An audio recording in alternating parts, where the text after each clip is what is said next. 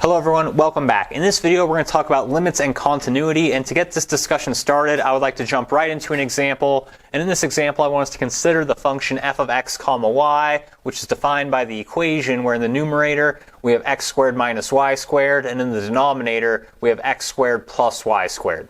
So the first thing I want us to think about for this function is what is the domain of this function. And so remember, the domain of a function is going to be the set of all inputs, now kind of ordered pairs, x comma y, where this equation kind of can make sense and can be evaluated. So we really have to watch out for things where we can break the function or the equation. And in this example, the thing that can kind of go wrong in the equation is potentially we could have division by 0.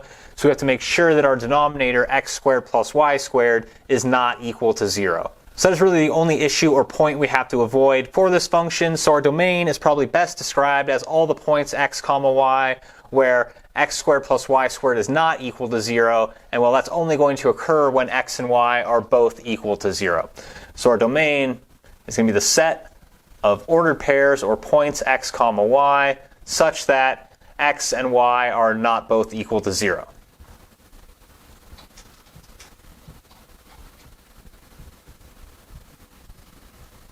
So as long as we are not the point 0, 0, we will be a point that is in the domain of this function, and that is going to be a point that we could plug into our equation and evaluate to get an output. Okay, so the point 0, 0 is not in the domain of our function, and our function is undefined at the point 0, 0. But the next question we might consider is what happens to our function as we get closer and closer to this point 0, 0 or the origin? Or in other words, what is the limit of this function as we approach 0, 0? And so the question we are now considering is what is the limit as the input to our function, the point x comma y, approaches the point 0, 0. So we'll write down our more formal definition of a limit in just a couple moments, but first I want to explore this concept through this example.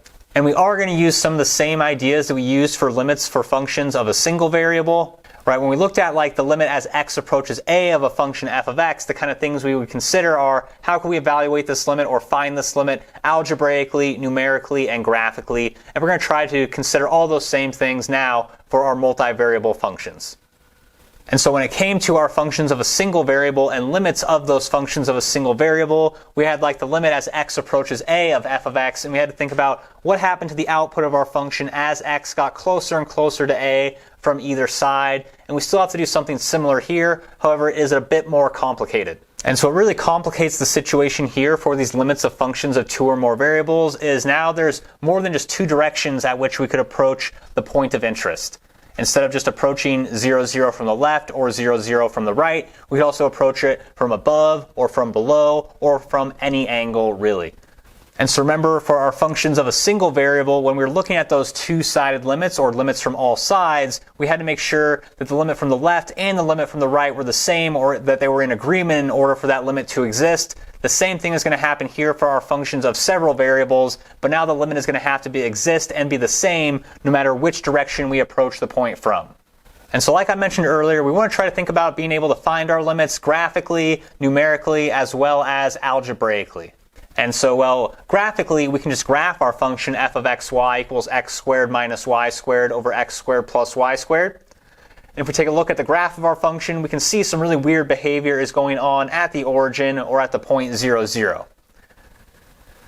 Right, if we change our perspective and move the picture of our surface or function around, we can see that depending on the direction at which we approach 0, 0 from, we're going to get different output or limit values for our function. So using the graph of the function, we can see that as we approach our point of interest 0, 0 from different directions, our function is approaching different values. And for that reason, we would say that this limit does not exist.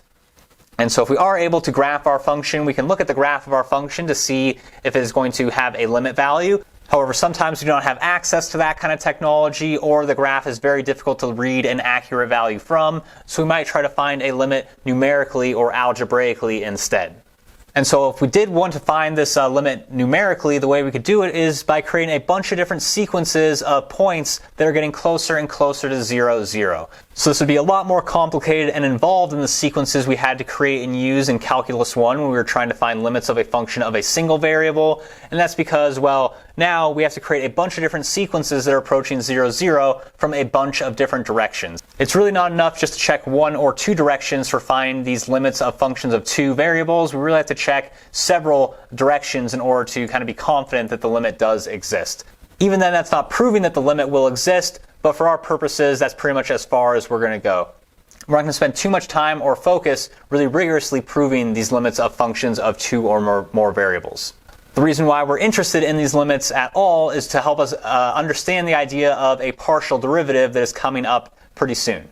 So anyway, back to the discussion. If we did want to find this limit numerically, we have to create a bunch of sequence of values of different ways to approach the point 0, 0, evaluate our function at all those different points, fill out a big grid or table, and see what is happening. But we get the same result, that this limit is not going to exist at the point 0, 0, because what we'd see if we did construct that table is, depending on the direction we approached, our function would have outputs approaching different values as we got closer and closer to 0, 0. Only if all those values were the same would we say that the limit exists, and we would say that it exists as that limit value. All right, so we've seen how we can find the limit graphically. We've discussed how to find it numerically. Now let's go ahead and talk about how to find this algebraically. And so all those kind of algebraic limit laws you learned for single variable functions still carry over and apply for functions of two or more variables. So we still have things like the sum and difference rule, the constant multiple rule. All those little limit laws are still applying for our functions of two or more variables. The big difference is, well, now we can approach our points from any direction, not just left or right, but also up, down, or diagonally. So from our other approaches for this example, we are sure that this limit is not going to exist. Now we just want to verify that algebraically. And so the way we do that is by manipulating our limit currently and thinking about taking a certain path to our point of interest. And by doing that correctly, we'll be able to rewrite our limit not as a limit of two variables, but as a limit of a single variable. And then we can use our previous methods for finding the limit of a single variable function. So remember, we're trying to see what is happening to the output values or the z values of our three-dimensional surface or our function f of x comma y as our inputs are getting closer and closer to the origin or point 0, 0. And so there's lots of ways we can approach our point 0, 0. One way that we'll check out is, what if we approach it along the y-axis? So what if we took a path to the origin or the input 0, 0 that was strictly on the y-axis? Well, if we did take this path, then what we would know is that if we are on the y-axis, then x is always equal to 0. So now if we set x equal to 0 in our limit, it's going to simplify to a limit of a function of a single variable, and we can evaluate it using our previous techniques. So if we look at our limit here, we're looking at the limit as x comma y approaches the point 0, 0, but we're assuming that we're on the y-axis where x is always equal to 0, and that means really we're not looking at the limit as x comma y approaches 0, 0, we're looking at the limit as just y approaches 0, because x is already equal to 0. And so that'll be the limit as y approaches 0 of our function x squared minus y squared over x squared plus y squared, but remember, x is equal to 0, so this is going to be the limit as y approaches 0 of 0 minus y squared over 0 plus y squared.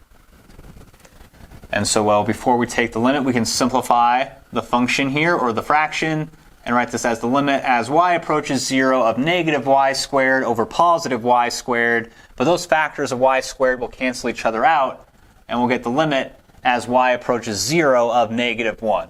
And well, the limit of a constant is the constant.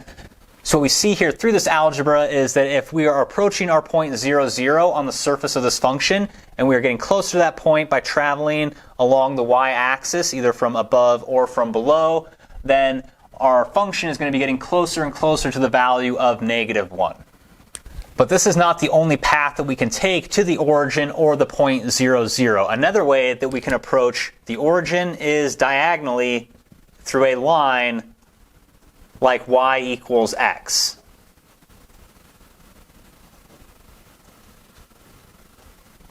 And so how do we incorporate into our limit notation that we are approaching this point through the line y equals x? Well, what we know is if we are on this line y equals x, well then x and y are completely interchangeable. So instead of writing our limit as the limit as x comma y approaches 0, 0, we can write it as the limit as x approaches 0. Well, now that we're having just x approach 0, we've said that y is equal to x, so all the y's can be replaced with an x. So our numerator will become x squared minus x squared, because on this path, y is equal to x. So we have x squared minus x squared up above, and then down below we have x squared plus x squared.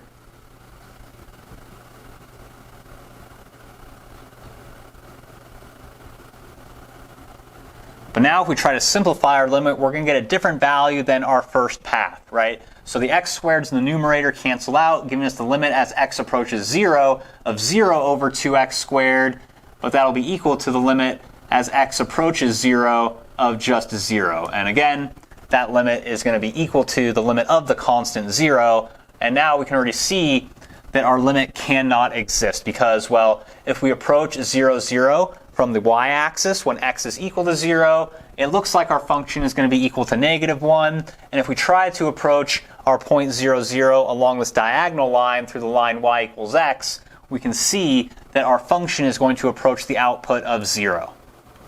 And so we can stop here because we have reached the contradiction that we were looking for. We've shown that the limit is not the same depending on the different directions we approach.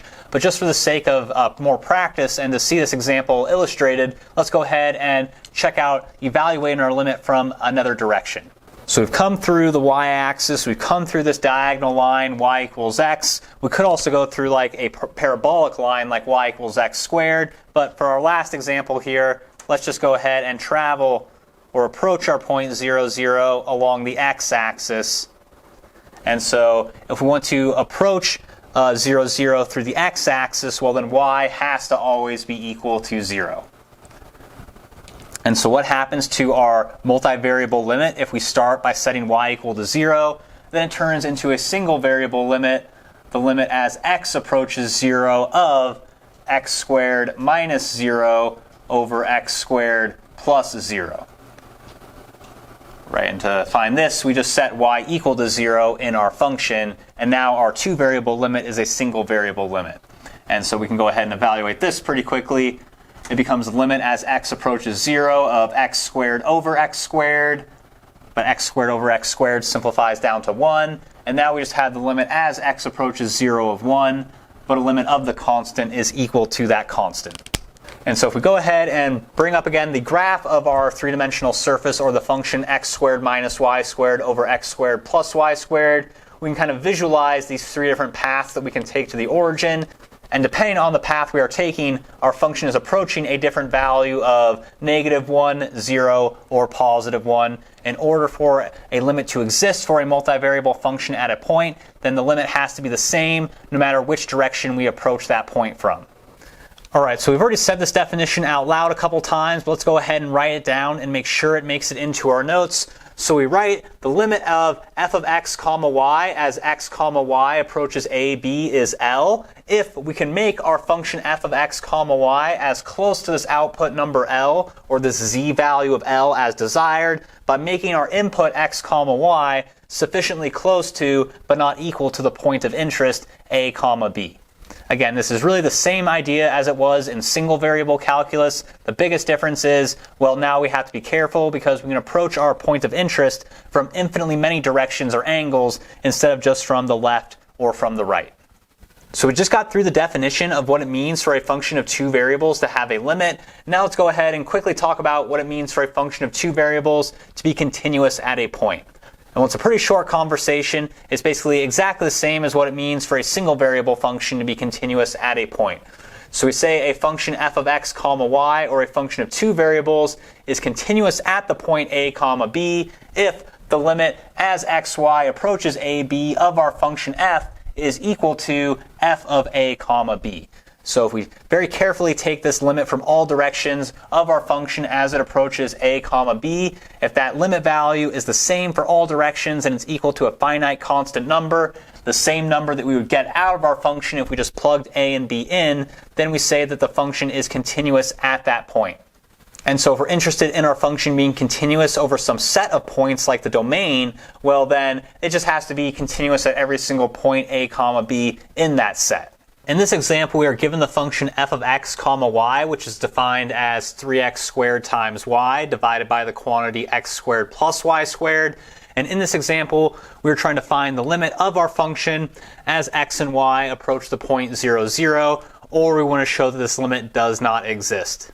So in order for a limit to not exist, we have to show that as we approach this point 0, 0 from a couple different directions, our function is approaching different values. Or if we think the limit does exist, what we have to show is that as we consider a bunch of different directions in which we can approach the point 0, 0, through all these directions, no matter which path we take, it looks like our function is approaching the same value. And so we're not going to be too rigorous in this example and trying to check all the infinitely many directions. We're just going to check like 4 or 5 directions, and if they all are in agreement, then we'll say that's good enough and we have good enough reason to believe that the limit exists.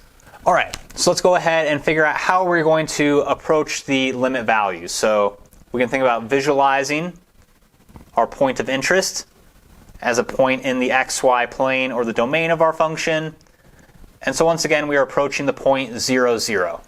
And so we could start by approaching our point 0, 0 along the x and y axes. So say we want to approach our point 0, 0 for this function along the x-axis. Well then, if we are approaching 0, 0 along the x-axis, then y will be equal to 0. And we can take the limit as x approaches 0 of the same function, but with the substitution made that y is equal to 0.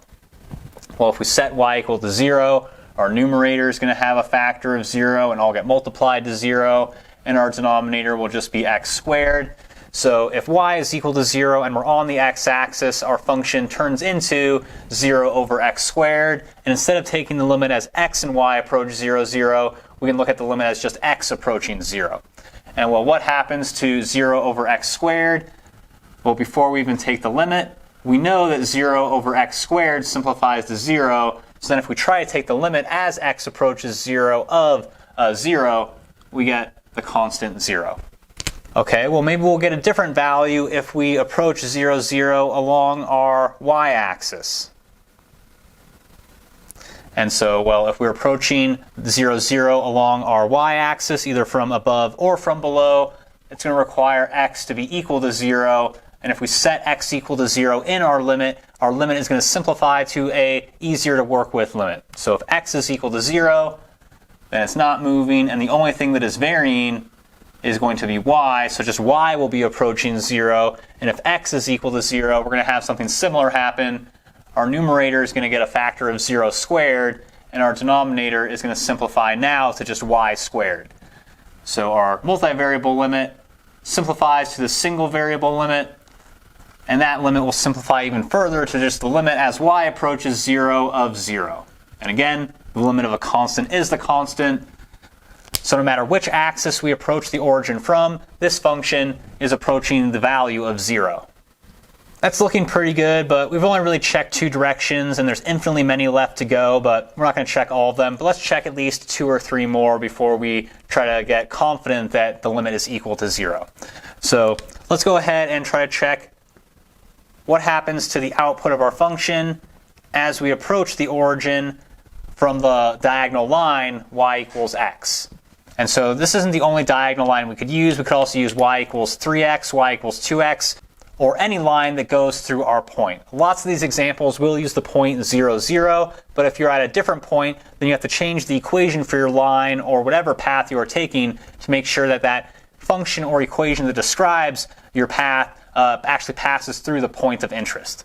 Well, whenever we are on the line y equals x, we can make the substitution where we replace each y with an x or each x with a y, and we'll either be looking at the limit as x approaches 0 or as y approaches 0, depending on which of those 2 substitutions we make, but they should be equivalent. So let's go ahead and replace all the y's with x's. Then we'll be looking at the limit as x approaches 0 of our modified function instead. So if y is equal to x, then in the numerator, we don't have 3x squared, we have 3x cubed. And in the denominator, instead of x squared plus y squared, we're going to have x squared plus x squared, or 2x squared. So our multivariable limit has now turned into the limit as x approaches 0 of 3x cubed over 2x squared, which we can simplify as the limit as x approaches 0 of 3/2 times x. Now it's not the limit of a constant anymore, but it's the limit of a very simple function, a function that is continuous at 0. And so we can find this limit just by plugging in x equals 0. And what do you know? Again, we get 0 as the value our function is approaching. And so we're probably feeling pretty good that the limit of this function is going to be 0 as the input approaches 0, 0.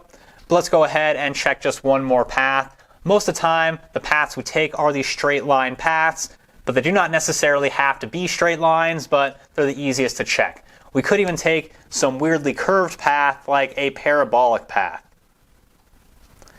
As long as the curve that describes our parabola goes through our point of interest, this can be done. So let's go ahead and mess around with the curve y equals negative x squared. That's a parabola that is going to go through the origin. And so now if we replace every y with negative x squared in our equation, it'll be as if the inputs of our function are approaching 0, 0 along this parabolic path.